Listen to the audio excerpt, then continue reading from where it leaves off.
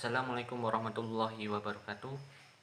Kami dari kelompok 8 yang beranggotakan saya, Riki Hanafi Muhammad Nur, yang kedua Fajar Wilono Yudo, dan yang ketiga Najih Madani. Di sini kami akan menyampaikan materi tentang istishab. Berikut materinya. Pengertian istishab. Kata istishab secara etimologi berasal dari kata istishabah yang bermakna dengan teman atau sahabat. Maka istishab secara lugawi artinya selalu menemani atau selalu menyertai. Sedangkan menurut para ulama usul fikih membawa maksud menetapkan hukum pekerjaan yang ada pada masa lalu. Macam-macam istishab. Yang pertama yaitu istishab al-barah al-asriyah atau kebebasan asli, yaitu seperti terlepasnya tanggung jawab dari segala taklif sampai ada bukti yang menetapkan taklifnya. Contoh, jika masih kecil maka ia bebas belum dia masuk balik atau dewasa. Yang kedua yaitu istishab madalah asyari au al-akhli ala wujud, yaitu bahwa nas menetapkan suatu hukum dan akal pun membenarkan sehingga ada dalil yang menghilangkan hukum tersebut. Seperti dalam pernikahan itu akan tetap sah ketika belum ada dalil yang menunjuk telah berpisah atau mentalak. Yang ketiga istishab al-hukmi, yaitu istishab yang berdasarkan atas hukum asal dari sesuatu yang mubah. Misalnya seluruh pepohonan di hutan adalah milik semua orang atau umat manusia dan semua berhak menebang dan memanfaatkan buahnya sampai ada dalil yang menunjukkan bahwa hutan pohon tersebut milik seseorang. Yang keempat istishab al-was, pada dasarnya sifat dari segala sesuatu masih berlaku sebelum ada bukti yang mengubahnya. Contohnya air yang diketahui bersih tetap dihukumi bersih selama tidak ada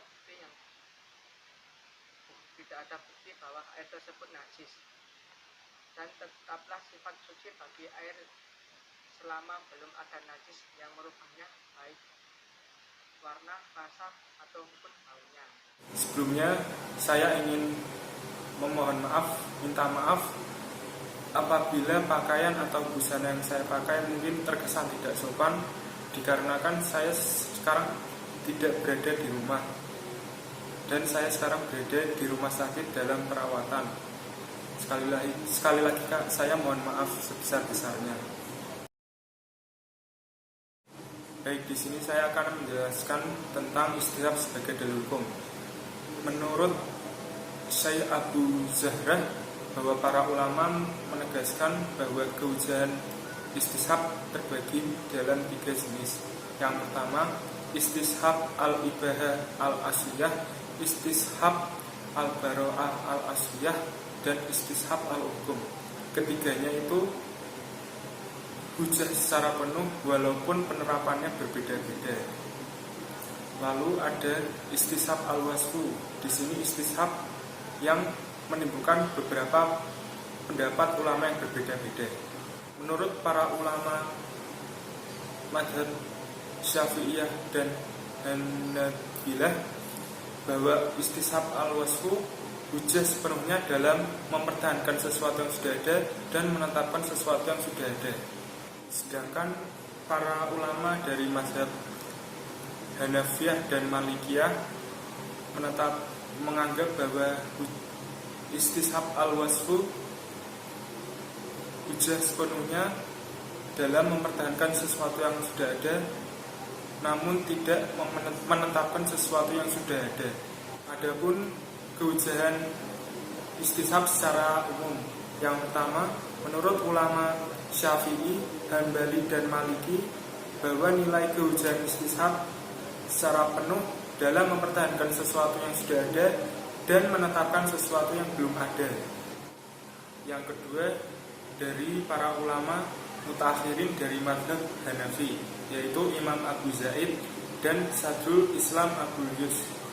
Mereka menganggap bahwa istishab hujah dalam mempertahankan sesuatu yang sudah ada, namun tidak menetapkan sesuatu yang belum ada. Ketiga, menurut mayoritas ulama mazhab Hanafi, sebagian ulama mazhab Syafi'i, Abu Husain Al-Basri, dan sekelompok ulama ilmu kalam, mereka berpendapat bahwa istishab bukan hujah dalam mempertahankan sesuatu yang sudah ada maupun menetapkan sesuatu yang belum ada. Mereka beralasan bahwa segala hal yang di dalam hukum Islam tidak dapat ditetapkan yang selain dalam dalil-dalil agama.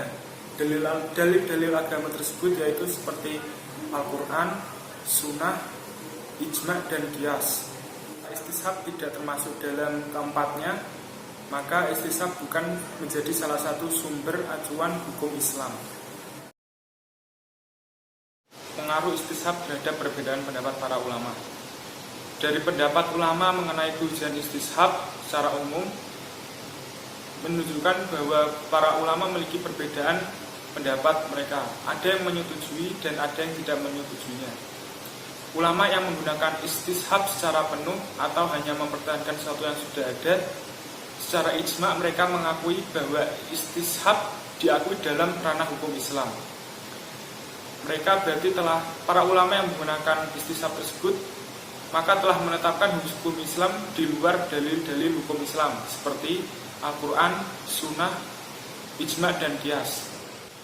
Adapun ulama yang menentangnya atau tidak menggunakan istishab, mereka beralasan bahwa istishab bukan bagian dari dalil-dalil hukum Islam dan penetapan perkara dengan didasari oleh istishab berarti mereka menetapkan tanpa didasari oleh dalil-dalil hukum Islam. Kemudian kehujahan istishab. Ada 3 pendapat di kalangan ulama usul fikih sebagai berikut.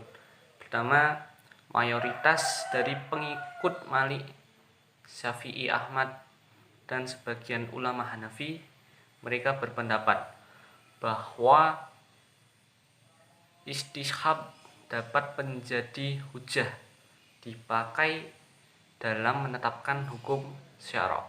Kemudian yang kedua, sebagian besar dari ulama mutakirin Hanafi berpendapat bahwa istishab dapat menjadi hujah dalam menetapkan hukum syara'. Kemudian yang ketiga, segolongan dari ulama mutakalimin seperti Hasan al-Basri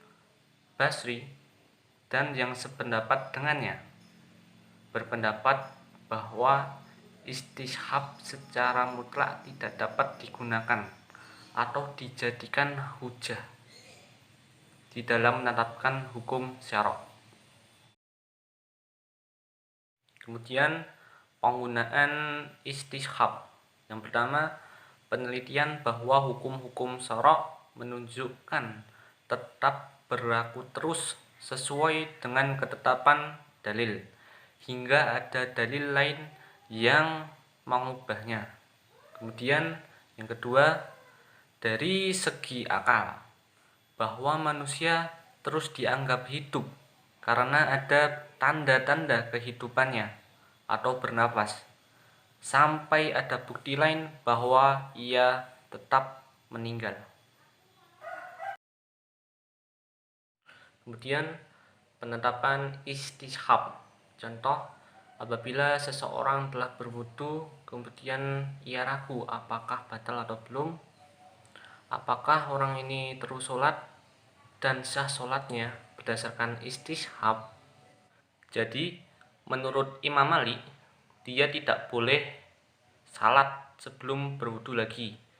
Alasannya dalam hal ini ada 2 pertentangan pokok. Yang pertama, berdasarkan istishab tetap mempunyai wudu.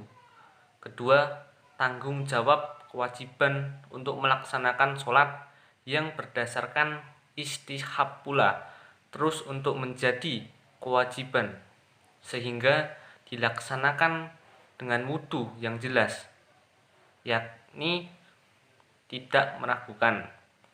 Dalam hal ini Imam Malik jelas mentarjihkan istihab yang kedua,